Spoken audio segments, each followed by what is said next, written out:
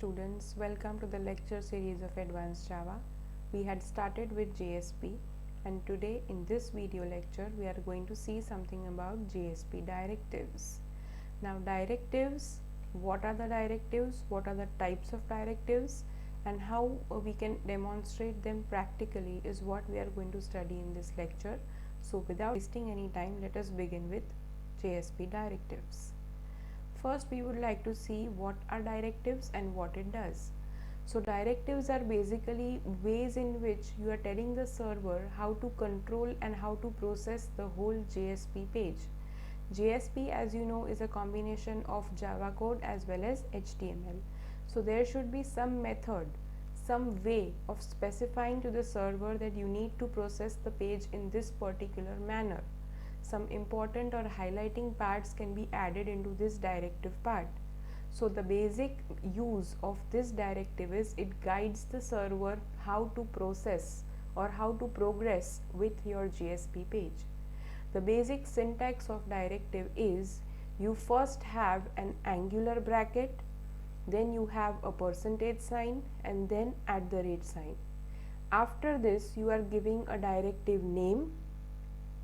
After that you are giving an attribute and then the value to that attribute, and after that you are closing the percentage as well as the angular bracket. So this is the basic syntax of any JSP directive. Now let us move on to which are the various types of directives. So you have a total of 3 different types of directives or ways of processing a JSP page.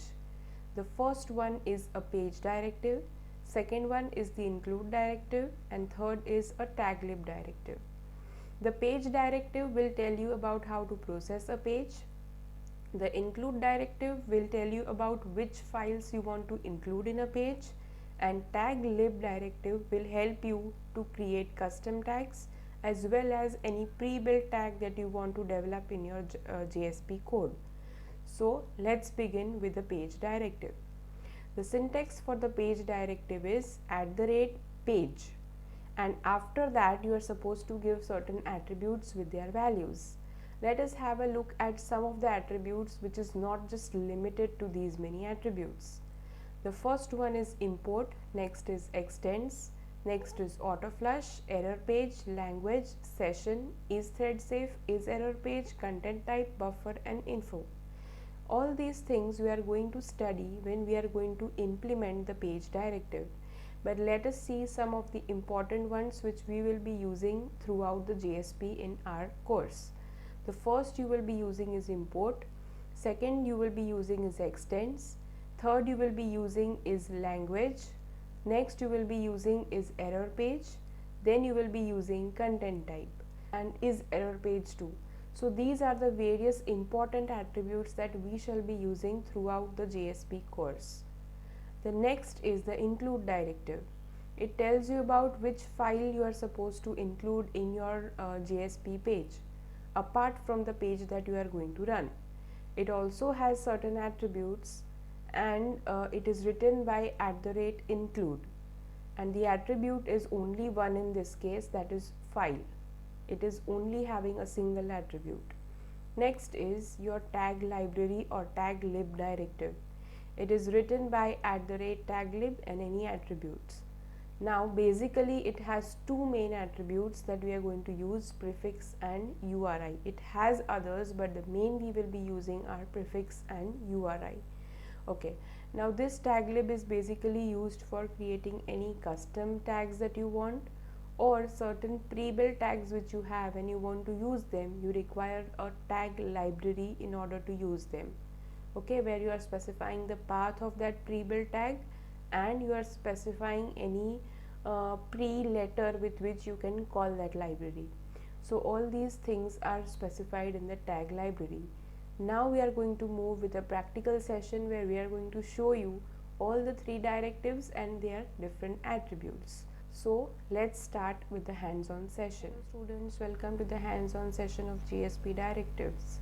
So this is the first program that you are going to do in JSP.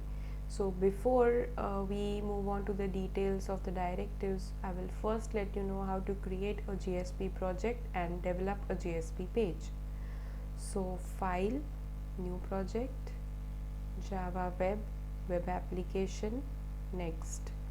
It is same as your servlet, JSP project demo, next. It is I'm going to have it on deploy it on Tomcat, and next. You don't need any of these things right now and you can directly finish. So you are now creating a web application in JSP.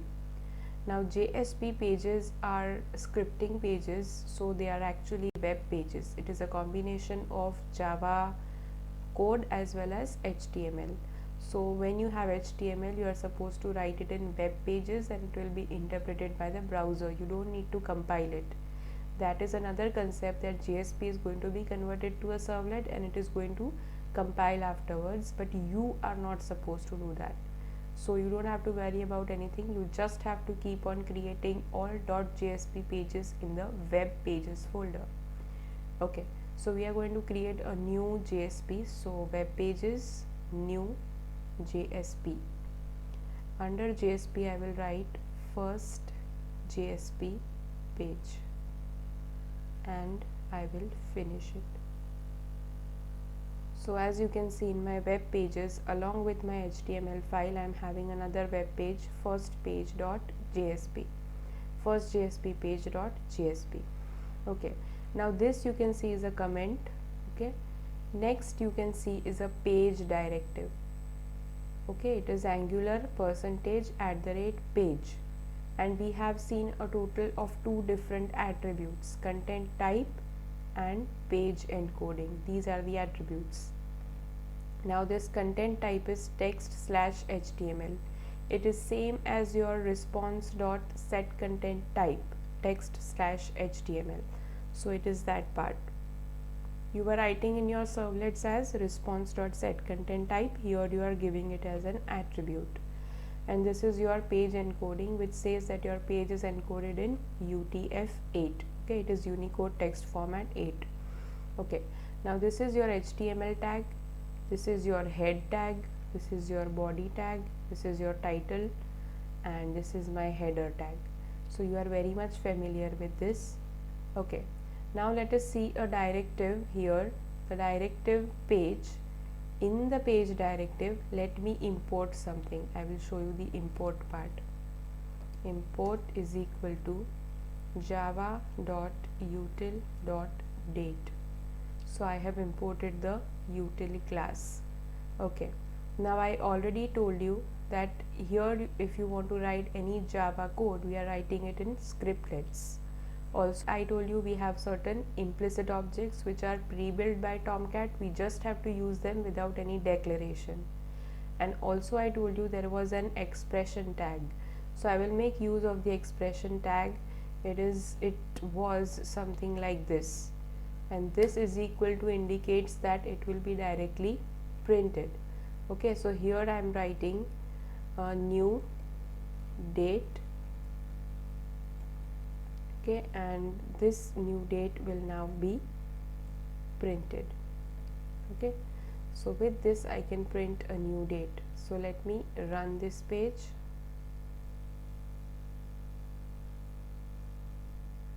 As it is JSP, when this program you are running, it will be first going into the translation phase, where it will be translated into a .java file. Second, it will move on to compilation phase, where it is going to be converted to a servlet, and after that will be loaded, instantiated. The service init service and destroy method of your JSP will be called, and then you will be getting your outputs. So this is my date. So this was how you are using the page directive and one of the attributes I have shown to you. When we will cover implicit objects, I will show you about isErrorPage as well as errorPage there. We shall now move on to the include directive. The include directive is written as include, and inside this there is an attribute called file. We will keep it empty here as of now, and we will complete this. Okay, now file which I want to include, the name of that file I'm supposed to write here. So for that I will create a new JSP file. Let me name it include JSP file. So finish, and let me write here my included file. Okay, now this include JSP I am going to include here, so I will write here include JSP.jsp. So when I am running this file, my content of the file, this include JSP.jsp, will be included in this particular first JSP page. Okay, so let me run this code. Let me just refresh from here. That should be fine. Okay, so my included file. Now you will be very much surprised as to why I am seeing that content first and the date afterwards. The reason being, when this page is being executed, first this statement is executed, then this statement is executed. So all the contents of include JSP are printed here. After that the processing moves further and you are getting the new date. Okay, the third directive is Taglib Directive. This Taglib Directive we will not be covering in this session, but we will be covering when we are doing JSP tag libraries as well as custom tags, because it is in very lot of details, so I won't be able to cover it in this video lecture. But in this lecture we will keep it very much limited to page and include directive. That's all for directives from my side for today. Thank you.